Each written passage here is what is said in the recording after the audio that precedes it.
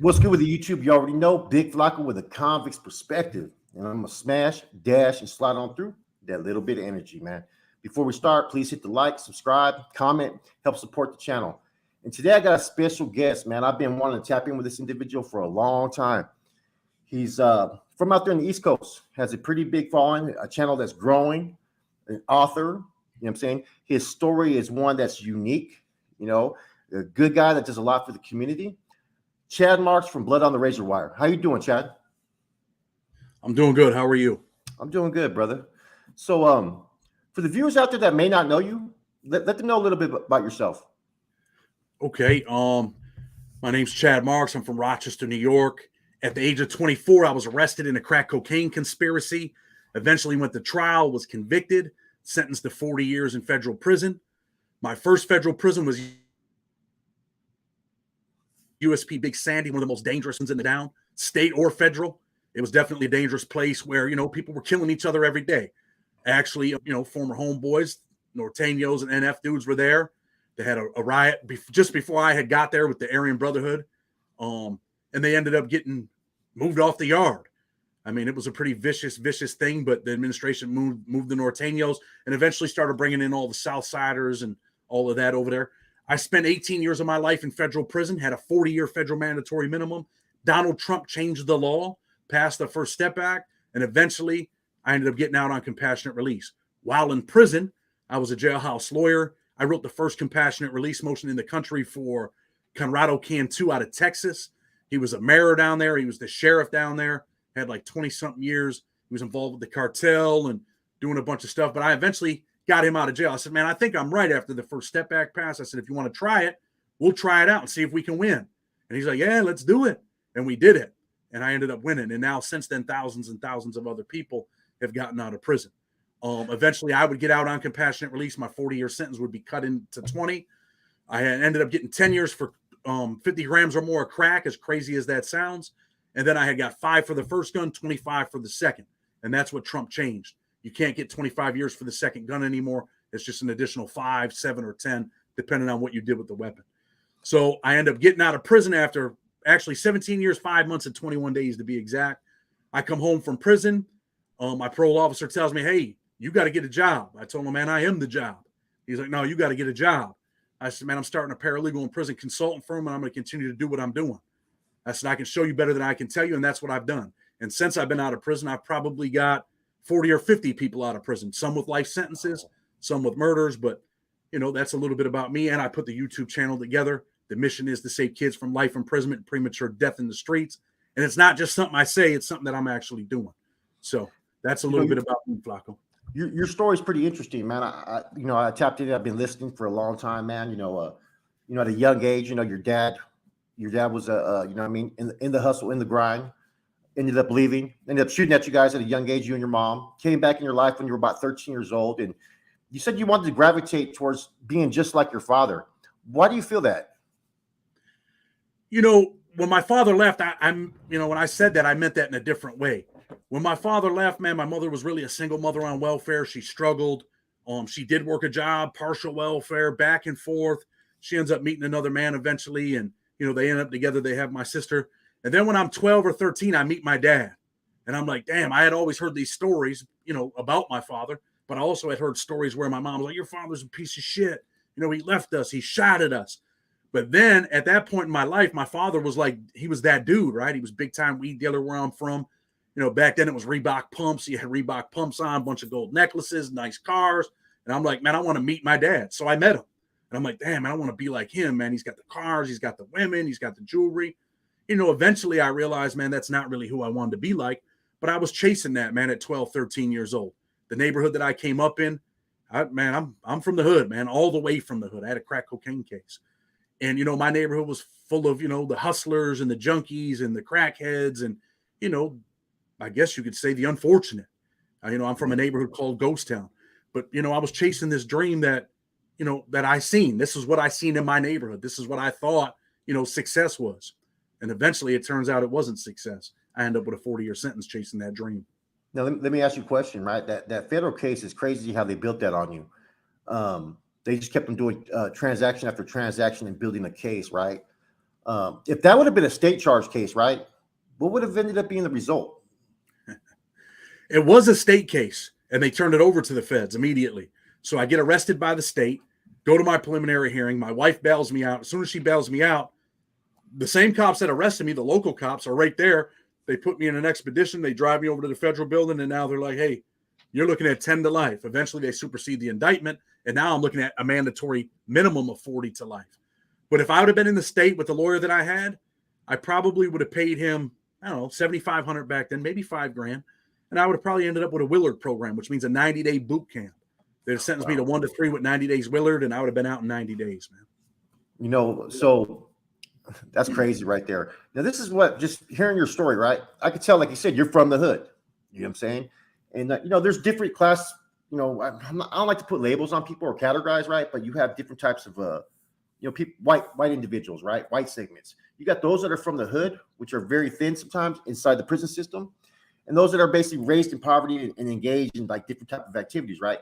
How was it for you going to prison, federal prison, being white, right? And not really like being from the hood, being from a whole different element and having to deal with these individuals that maybe have a different type of perspective of things. Like, you know, some of the ABs and some of the skinheads and some of the white supremacist groups. Did you have an issue inside with that, or did you just allow it just to happen? You know, when I first got to Big Sandy, that was my first prison, right? It was the most dangerous federal prison at the time back then. So as soon as you come in, the white dudes press you immediately like, hey, man, who you with? Who do you run with? And they were sending me to a cell with a kid that actually was from my city, right? So the white dude's like, hey, look, man, that dude runs with the blacks. You know, he's from Rochester, New York. And, of course, I'm like, oh, he's from Rochester. I end up knowing who the kid is, kid named Hatchet. So they're like, yo, man, if you're running with us, you're not living with him. So I'm like, okay, cool. I'm running with the white dudes. You know what I mean? So immediately they end up getting me a cell. They go tell the cop what's going to happen. And I'm like, now I've been to prison in New York State too before this. Okay. And these dudes are telling the cops what to do. And I'm like, wow, in New York, that would never happen, man. The cops, man, they don't play no games in New York State prison. They'll beat you to there. But anyway, you know, it was kind of different for me being that, hey, man, I'm from the hood, but I had heard all these prison stories and how things work. And there were dudes from Rochester, dudes from New York, dudes that I was cool with. Someone I was super cool with, man, a kid that I'm still, you know, look out for, Victor Lorenzano. He was a Puerto Rican kid. But, you know, there was that separation, man. Vic's got 85 years. There's that separation where eventually the white dudes are like, yo, man, you know, I see you doing this. I see you doing that. You're talking to the blacks. You're eating with the blacks. And I'm like, man, I do what and really, man, I was more like, man, I do what the fuck I want to do type of thing, right? And not on no tough guy stuff, but in federal prison, I didn't realize really where I was at, you know, and my car, the dudes that I kicked it with, one of the dudes was Adam Oliveri. I talk about him in my book. He was a pretty tough dude. He's from New York. He understood that, but he also understood the prison politics. And he tried to tell me like, look, man, you know, it's all right to do this, do that, but, you know, really try to stick with your own dudes. And at the time, bro, we had the biggest car there. We were independents, man, and we were East Coast independents that were, you know, they label us independents, but really, man, we were a gang, and we were the toughest white gang there. Were there ABs on the yard there? There was. Maybe 5 or 6, you know, not to disrespect them dudes, but when you got 150 East Coast dudes that are independent, what are they going to do? Can they really tell us what to do?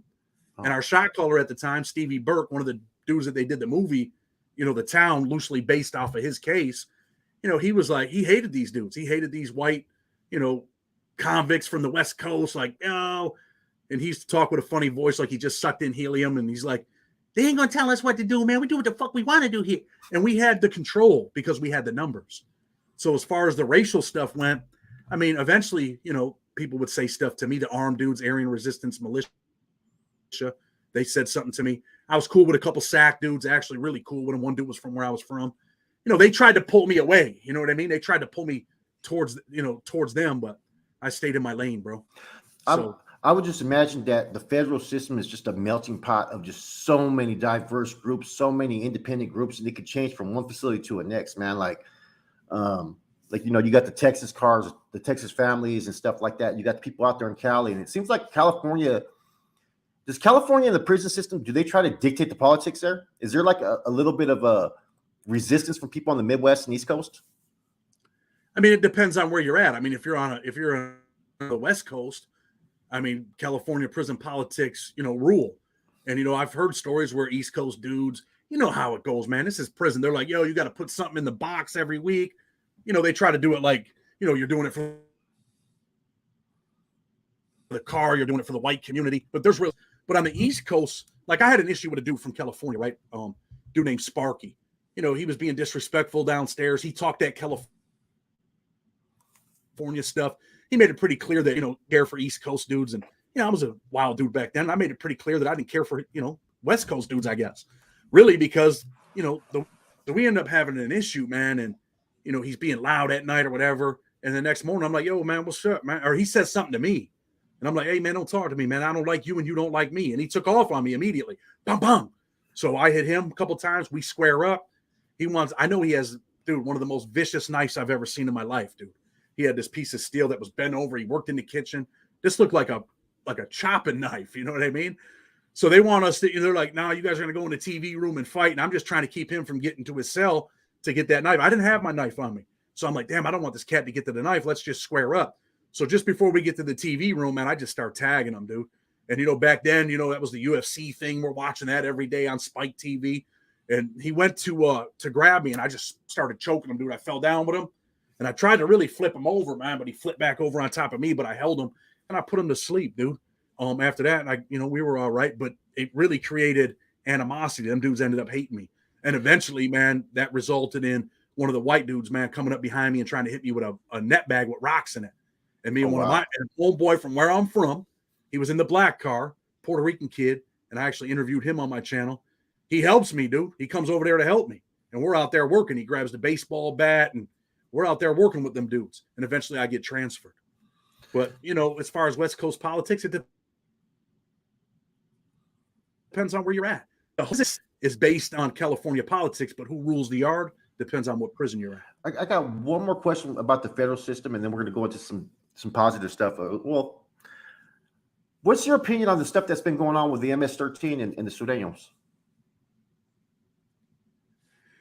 Well, I got a really, really close friend, man, that's in prison, man. He's a South Sider. He's from LA, Spanky. Did all the tattoo work on my back. I look out for him still, send him money, look out when I can. So we're real close, right? But I was also really cool with a lot of them MS-13 dudes, man. When we were in Raybrook, I played soccer, dude. Like, dudes from over, them dudes love soccer. Yeah. So I was cool with a bunch of them dudes, man. The MS-13 dudes, the Sureño dudes. And for the most part, dude, I thought the Sureños were. I got along really well with them, man. I like all them dudes, man. I was with Fox and USP Lee. I've been around some big dudes, but I was also around some MS-13 dudes where I'm like, they didn't give a fuck, bro. Like they don't care who it is, the police, any of that stuff. As far as that stuff goes in the federal system, all the stuff that happened down there in Beaumont, I don't know, all the particulars. I did a little video on it, and talked about what happened because I had some clients over there that would call me. I just think that it's wild, man, that they're really beefing like that. But at the end of the day, those dudes, even when I was in Raybrook, they were like, man, these dudes ain't telling. They were talking about the South Side. I was like, they ain't telling us what to do. They don't want them dudes dictating our program. Yeah, we're cool. We're going to rock together, but you ain't bigger than us. You ain't bossing us around. And that was the approach that they had. And eventually, man, when you're strong and you're vicious and you're violent, eventually you're going to be like, nah, man, we're not listening to these dudes. So they're that deep then? They're that deep? Who, the MS-13s? Yeah. It depends on where you're at. When I was in Raybrook, bro, there was probably 20 of them and 11 Sureños. And the Sureños were kind of trying to, like, how it goes. They're like, yo, they felt like they were, they were over them dudes to a certain extent. Yeah. Because the dude that was running the car for the Sureños, he was an arrogant dude. There was two of them, and they were just two arrogant dudes, man. Respectful dudes, but arrogant. And they're like, yeah, we are your boss, kind of. And it was building up. It was building up. And eventually them dudes ended up getting transferred, so it didn't happen. But it was probably pretty close to exploding over there. And that's an FCI. But people get killed in FCIs too. Oh, so you did your time in FCIs as well? I was going to ask you that question earlier. I was going to ask you if it's just been USPs you were on, or was it FCIs as well? I was in USPs for many, many years, right? Then I ended up going to an FCI, go to Raybrook. I ended up getting transferred from Raybrook after about 4.5 years. I had a medical issue where these people thought I had liver cancer, and they transfer me to a medical facility. I get over there and they're like, no, you don't have liver cancer. They take me to UK and all kinds of shit at the college medical. And they're like, nah, dude, they misdiagnosed you and you're all right. So I ended up doing my last 9 months because I ended up winning my, my compassionate release. I do my last 9 months in a low. The most dangerous prison I've ever been to is a low, man. Wow. You got 350 dudes in a big ass building with one cop. You got 3-4 floors up there. You got 60 dudes living in something called the bus stop. You got a bathroom all the way down at the end of the hall where I lived. It was called Crack Alley. This is where these dudes go smoke deuce at and Tucci, whatever they want to call it. They're falling out. They're in there robbing each other. I mean, you could go up there and you get killed at 9 a.m. and they won't know until the 4 o'clock count. And I've seen some dudes viciously beat there, bro. And nobody knew until they do it. It was definitely the most dangerous place I've ever been. It's crazy. You think, oh, it's a low, but it has the potential to you could just be massacred in there. Man. Which makes this just clicked on my mind. Have you been paying attention to everything that's been going down out there in Georgia, the prison system out down there? Well, I mean, I've done some videos on it, and to me, dude, Georgia and Alabama are the two most dangerous prison systems in the country, bro. Exactly. I did some videos on it too. I've been doing a lot of research, and I got someone that just got out of there. They're going to do a video with me, and it just seems off the hook. So I want to change directions because I like to go a positive route. And I want to know, when did you start to get, because you're a big advocate for helping others. You promote, supporting those that are incarcerated, the recidivism, all that issues you want to address, right? And you got your own little thing going on over there doing that. But when in prison did that start to take heed that you said, you know what, this is what I want to do. I want to help other people. I want to get involved. I want to do this. Honestly, dude, I always had a good heart in the street. I looked out for people and, was I violent? Yes. Did I do some bad things? Yes. But I always had a good heart, man, where I wanted to help people. And going to federal prison, dude, I'm from New York. And, I've met dudes in prison from New York that read and write, dude. They got 40, 50 years. And they're like, dude, I can't read and write. And I'm like, wow. I had a dude, man, this ain't no bullshit, man. I had a dude, man, that, sometimes you go in these cells where in an FCI, when you first get to a prison, they're like, this is the cell that you're going to. You're not, it doesn't matter what color you are, none of that shit. This is a 6-man cell, only bed open. You could refuse and go to the hole, but fuck all that. You're in an FCI, right? But I actually had a dude, man, that couldn't read and write. And he's like, hey, man, he was embarrassed, but I think he felt because, this ain't not no racial shit, but he was like, he looked like, hey, man, you're a white dude, man. I'm going to tell you, man, I can't read and write, man. Help reading his letters and shit like that. And I felt bad for that dude. Like, damn, bro. But as far as the legal work goes, I was in USP Coleman. We were locked down. And I kicked it with this kid, man. I'm a big sports guy too, right? And I kicked it with this kid out of Tennessee. And he ends up sending me a kite. Yo, my crack motion came back. I need you to write a reply for me. You're always in the law library. Help me out. And I'm like, dude, I don't really want to do this, man. Like, I'm good with my own legal work, but I'm not trusting myself with other people's lives. So he's like, look, man, I'll give you some commissary, whatever, please. We're locked down. The guy that did my legal work, he can't do it. So long story short, I do his shit, man. We come off lockdown. He gives me like $30 in hygiene products. He goes to the law library and starts telling all these people. So I end up doing this Cuban dude. The first 2255 I ever did. I end up doing Cuban dude, Lafleur versus Cooper, Missouri versus Fry, and I win it. They're doing like, reverse. They're robbing people, man, like carjacking these people and all kinds of shit down in Miami, pulling you right out of your car at the stoplight. I end up winning this case, man, and then it just took off from there. I ended up doing a case for Adaris Mazio Black. He had a face transplant out of California, out of Detroit, but big stuff in California. But anyway, long story short, man, that's how it started, man. And I started helping people. And I felt bad for people, man. When you see dudes get smacked, dude, I was 24 and got 40 years, man. Made me dislike the government. Like, I deserve to go to prison 100%. But man, I didn't deserve 40 years. And there's so many dudes in there that are just like me that, get so much time. They don't even know what happened in their case. They're like, look, man, I need help. And it was kind of a passion. Do you make a little money doing it? Yeah, of course. But do I help people for free? All the time. And the one people, as crazy as this sounds, dudes are always grateful. Even if I lost, man, they were like, hey, man, I appreciate you helping. But out here, I'm starting to learn that everybody's not grateful. And I stretch myself thin because I try to help everybody, man. Yeah. A grandmother calls me, my grandson needs help. I try to help him. And, and you're like, damn, dude, you really don't have any issues. You could try to do this, but, it's going to be, and then, they start motherfucking you and all. And then you're like, dude, whatever. You know what I mean? You can only do so much, man. And people don't understand that you have a life of your own. You know what I'm saying? People have a tendency to forget that. Like I said before, people put you on a pedestal that you have to be perfect. Like this is who you're supposed to be. No, you're supposed to be who you are, period. And you can only do so much. I want to go back to that one case you talked about, the first compassionate release in the feds. How did that come about? How did you decide to attack that issue? All right, so me and this kid, right, Chris Hunter, we're in the law library, man. We're reading the First Step Act. And I'm telling him, like, dude, I know this, bro. And he's like, I think you're right, Chad. And I said, you know what? I don't know if I'm going to follow a Holloway motion or if I'm going to file a 404 motion or, try to do this on a compassionate release, but I think I'm right, bro. I end up filing what's called a Holloway motion on my own behalf, pro se. And that comes from a former federal judge, John Gleason. He's the dude that prosecuted John Gotti, became a federal judge, later would become my lawyer free of charge and help me get out of prison. Oh, awesome. So he ends up letting this dude out. Well, he ends up telling the government, hey, look, I sentenced this dude to 50 years for carjacking, Holloway. I'm asking the government to open the case and let this dude out of jail, man. Get rid of these stackings, the thing that Trump eventually ends up changing under his administration. And the government's like, nah, we're not going to do that. It was Loretta Lynch, who would later become Obama's U.S. attorney general. So she's like, nah, we're not going to do it. And he's like, okay, if you don't, I'm going to have to consider so and so. So they're like, okay, whatever. They end up opening the case. Dude gets out of jail, right? So I follow a Holloway motion. My judge says to the government, hey, we're asking you to, I'm asking you to really look at this case and open it up and let me resentence him the same way that it happened in Holloway. And the government's like, yeah, right. Go screw yourself. We would never do this for this guy. So eventually that Holloway motion doesn't work out. But then I write that compassionate release motion at the same time for Conrado Cantu, who was, he was a chief of police, a mayor down there in Texas. And I said, dude, you want to try a compassionate release?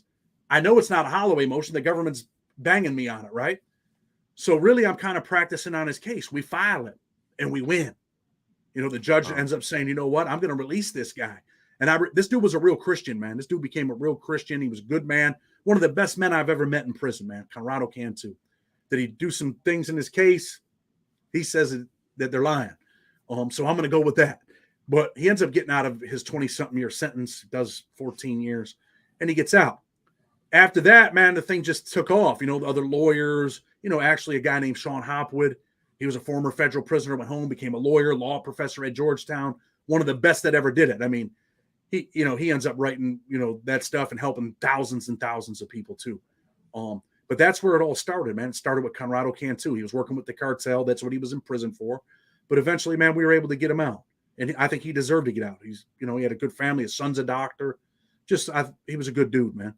And that's where that compassionate release stuff started. And since then, Flaco, I've gotten numerous people out. Not too long ago, and I posted on the YouTube channel, I did a case that got some backlash from people. Kid named Chazzy Glenn was one of the founders of the G Shine Bloods in New York City. He had life. 2 months ago, he was going to die in prison. I got his sentence reduced to 30. He's got about 20 in. That means with good time and everything, he'll be going home in about 4 or 5 years. So he's got a second chance at life. And this is a kid that grew up in a broken home, abuse, violence, drugs, drug addicts. And really, man, the dude didn't have a shot in the world at life, man. He didn't have a shot in the world at life. And he became a product of his environment. And a lot of times people say, well, you can make your own choices. Well, when you're 8 or 9 years old and your mother's selling her food stamps and you got nothing to eat, you do have to make choices. You learn to steal food. You learn to do things like that. And then it progresses, man. And then the people that accept you are the people in your neighborhood, the gang people. And you end up in prison, man, with a life sentence. So I was able to win that case not too long ago. That's awesome, man. That's been a key issue, man. As far as I've always had an issue, and I hope that maybe you're going to start looking into that. Is that I always felt when I seen these 15, 16-year-old kids being sentenced as adults. I get it. There has to be consequences. There has to be rules of conduct in society, which are laws. I get that. I'm supportive of that. I'm not anti-police or anything. I'm just anti-abuses. What is your opinion on how they've been sentencing youth at like 15, 14 and trying them as adults? Because when I see a 14-year-old kid, I see someone that doesn't know shit. And it really bugs me that they're going to take a 14-year-old kid's life and give them like a life sentence and never give them an opportunity. What do you think? Have you been trying to attack cases like this? And what do you think the best solution is for these type of cases? So as far as on the federal level, right? Like I've done a couple of these cases and I've won one of them. Where the First Step Act said, hey, look, these people, you know, and there's a long line of cases recently from the Supreme Court, Montgomery versus Louisiana, where they're saying, look, their mind capacity, their brain's not fully developed. So they do make irrational, irresponsible choices without thinking, right? They make these bad choices.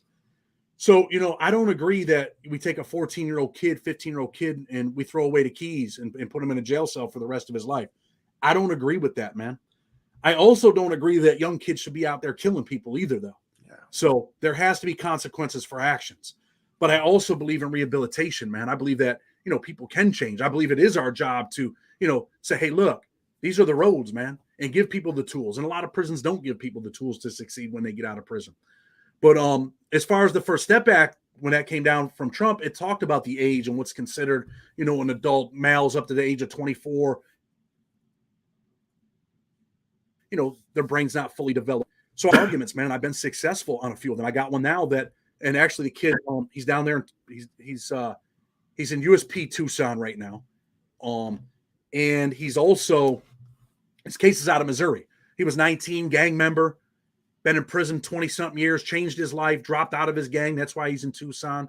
He's the chaplain's clerk. This kid really got his life together. But at 19 years old, he was sentenced to life. So we have that case pending. I think we're going to win it, man. But I don't agree that we take kids and throw them away, man.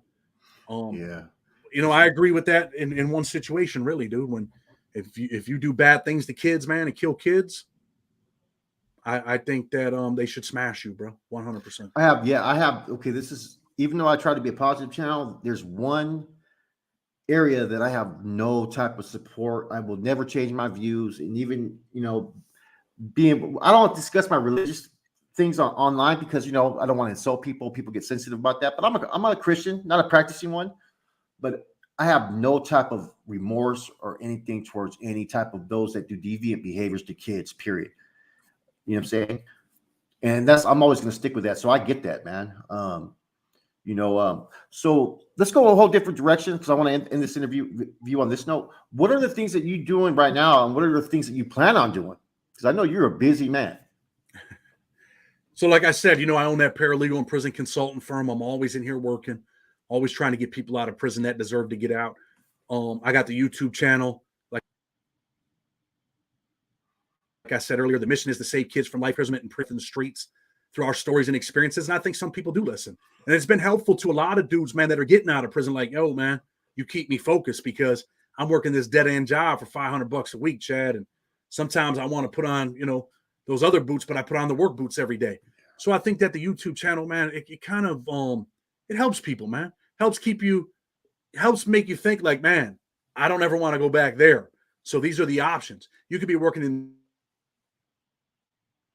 the kitchen for 25 cents an hour, or you're working for $500 a week, right? And trying to stack a little money and do something different with your life. The one thing that I've been wanting to do, man, but you know, hey, you got to make money, man, in order to be able to do certain things, right? I want to put a reentry house together, man. That's something that I really, really want to do, because I see so many people getting out of jail, man, struggling, dude. You know, and I've done a few videos where I go out in the neighborhood that I'm from. You know, I took from that community, dude. Honestly, I was one of the biggest crack dealers in that neighborhood once upon a time. Like I said, man, my father was a drug addict. He was one of the most famous crackheads in the neighborhood. So all the white people that my father got high with would come to me. So, you know, we made a lot of money over there. But you know what? We destroyed the community. We took, man. I was the reason why little kids didn't have Christmas gifts, bro. I was one of the reasons why a mother wasn't there to tuck her son in at night and say, hey, son, I love you. That's why in all my lives, I tell the parents, man, go tell your son that you love him. I feel a sense of remorse, man, for the things that I've done. And you know what? It hit even harder. I just recently had 2 little twin boys. They're 9 months old. You know, in the beginning, I was scared. Didn't know if I never had to be responsible for other people, Flaco. Yeah. But now that I have kids, man, I see other little kids, man, suffering. I know a family right now where, keeping it real with you, bro, the little girls, the father bought the boys' clothes. The mother was supposed to buy the little girls' clothes for school. And the little girl told my mom, she said, my mommy didn't get us any clothes for school.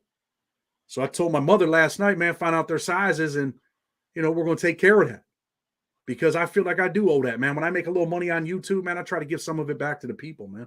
And that's what I'm going to do with YouTube's, you know, not all the check, but some of it. This month, I'm going to go buy some school clothes for some kids. Last month, we gave away sneakers to kids that don't have any shoes, man, because it's important, man. And I think, you know, I like doing that stuff, bro. I make all right money doing legal work, and really the YouTube money, man. I don't pay my bills off of YouTube, but I try to use it to do what I can, man. That's how I got involved in YouTube, was because of COVID. You know, I was doing a lot of charity work. I was working with churches, PTA, man, dad. I was sponsoring men in recovery, and man, when COVID happened, I felt like I was out of my element. Then I come on YouTube. You always got to give back, man. And what you just said was something that I've always said that nobody says, man. You know, I used to push a lot of product out there. You know what I'm saying? A lot. I mean, a lot. And I may not have been directly curb serving people on the corners or trap spots or whatnot, right? But just because I wasn't doing that doesn't mean I'm not responsible for some of the things that were going on out there. When you're pushing drugs in the community, you get kids taken out of homes. You get women who put these bring deviant men home. That things happen to these kids, and we have a tendency to forget that, man. So every time I get a chance, when someone reaches out to me, I can't tell nobody no. I may not always get them the result that they want, but I have to do something, man. And I'm glad to see what you're doing with your channel. You know, what you do with your legal work and helping other people, man. But don't spread yourself too thin, brother. You know what I'm saying? And always I'll do this. Trust me on this. Don't always sit there and have time for your loved ones. You always got to. And that's the biggest struggle that I have is sometimes, man, I'm doing so much activities, man. This is like almost a 24/7 job sometimes. And sometimes I'm spreading myself everywhere that I'm not focusing sometimes on my home. You know what I mean? So don't let it consume you, brother, because I respect everything you're doing. I respect your channel, man, and I'm glad to have you on this channel, brother. Is there anything you want to say before we end this interview? Yeah, man. I just want to say this, right? There's probably some young dudes out there, and I want to talk, briefly before we go about this kid that just got killed over there in California, right?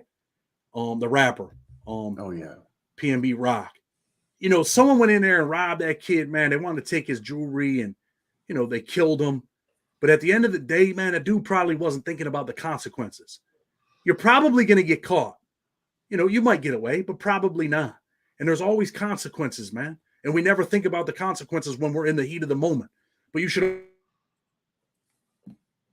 always stop and think, man. Say, all right, just out. I'm going to encourage you to do this. Let's say I'm the dude that's going to rob. All right, man, I just seen dude on Instagram, whatever. Man, I want to take his necklaces. He's got about $100,000 worth of jewelry on. I'm going to buy me a car. But stop and think for a moment. What happens if I get caught? And then weigh your options, man. Weigh your options. What happens if something goes wrong and he fights back and I got to shoot the guy, right? Weigh your options, man. Because at the end of the day, if you weigh them, you're probably like, nah, I probably shouldn't go down there and rob that dude because really $100,000 ain't shit when you got 25 to life. It's peanuts, man. Yeah. So I know there's a lot of young dudes that probably watch your show, man, and I just want them to think about that. You don't want to be in the position that I was in with a 40-year sentence sitting on your bunk, rubbing your head like, wow, man, I'm never getting.